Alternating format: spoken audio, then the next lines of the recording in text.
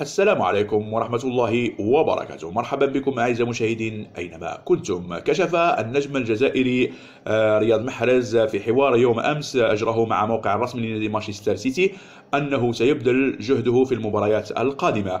وأكد رياض محرز بأنه لطالما ينتظر فرصة فرض نفسه في كتيبة بيب غوارديولا مانشستر سيتي، وبأن الموسم لا يزال طويلا للتألق وحصد الألقاب.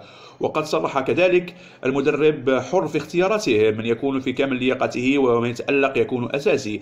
أنا أسعى إلى ذلك وأسعى لتحقيق الألقاب. وأضاف: الجلوس في مقاعد احتياط لا يقلقني، لكن سأبذل جهدي من أجل كسب مكانتي في السيتي والموسم لا يزال طويلا. تأتي هذه التصريحات من النجم الجزائري رياض محرز بعدما أكد الدولي الإنجليزي رحيم ستيرلينغ في وقت سابق بأنه لا يستطيع التفريط في مكانته الأساسية. وهذا رد من رياض محرز على رحيم ستيرلينغ وكذلك ساني أنه سيبذل كل جهده ليصبح في التشكيلة الأساسية. وكما نعرف أن النجم رياض محرز معروف بفنيته الرائعة ومراوغته كذلك وأهدافه ولمساته واستمراريته الحاسمة.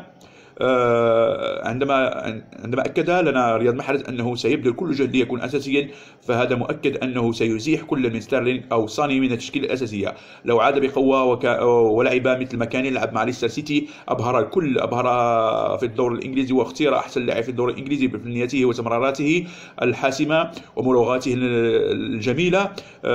فقد قال فيه المحلل جاري لينكر يوما ما أنه أحسن مراوغ في الدور الإنجليزي، وأنه أحسن لاعب ممتع يمتعنا بلعبه هو رياض محرز.